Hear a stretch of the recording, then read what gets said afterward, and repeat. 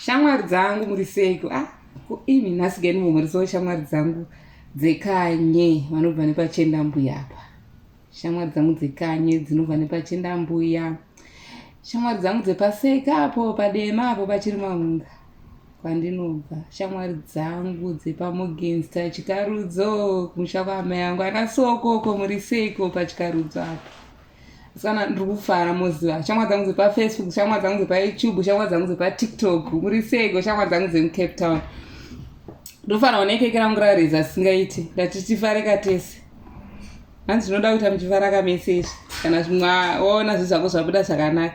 Iko karesipi kaya kaya kandakakunyoresai kaya kaya kari kune mamavhidhiyo ke2.5 cups dzemazai nenhingirikini nemazai 4 ndikaka ende kareza se iri strawberry zvaro istrawberry andakakudza zvinongosiyana paisenzi kareza kakeke kedu saka pada kuti ukaburitsa tifare tese kationa tese kakeke kedu kataita aiwa keke redu rabuda zvakanaka. Bhodhi pano watasatamburatidza bhodhi ndikuona iri bhodhi 40 rand irori rekugadzikira keke 40 rand yatodona ipapa. Saka zvatataura zvekuti kana uchiita basa rako unofanira kungwarira especially pakuzochaja neini otherwise unoshandira mahara. Saka ndichaburisa makeke angu ndoaisa zvangu papapo. Saka tiburisei tione kureisa kuita keke redu. Tatigai ndiburise kane shamwari dzangu. Zvimwe zvinopota uchita nehama dzako dzaunofamba nadzo munoziva. Usada kuti kana zvakufaira woda kuita wega. Keke rabuda zvakanaka tinofamba tese. Saka muoneka inge riri soft sei.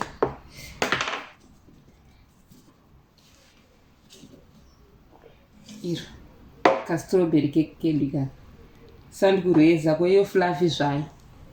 Tatagadzika. Saka aya masize 6 pani waya andashandisa masize 6 pani. Masize 6 ari 3. Saka mixture yaya iri parecipe yaya yemazai 4 ne2.5 cups dzeflour. Ndiyo yandinowanzoti kana ndichibika iyoyo recipe iyoyo ingori times 1 kudaro ndinoisa ndinoshandisa tumapani tudiki tumasize 6 turi 3 because inini pane zvandakaona kuti kana uchinge uchibikira keke rako mupanika ukawanza mixture keke rako harinyatsoreza zvakanaka. Saka ndakaona kuti ndikashandisa hangu mapani angu ari 3 zvinondirerukira. Life yangu inoreruka inge keke rangu rinenge rine room rinenge rine space yakawanda yekuita se yekureza. Saka kakeke kangu aka ndakumirira hangu kapore but zviri zvekureza here rareisa iri keke. Kana customer rinouya chipika genbokuitira ikaexample zvoti chero pakuzoridecorata mukona asati rapona ndangokuradzirai zvangu kuti richange rakareba singaite keke rangu rareza zvekuti apa riri fluffy sei. Mukona haiti yaraburitsa ndosaka nchiitira pane diki kana iri times ningirikeni ngetimbosiya keke riri pori.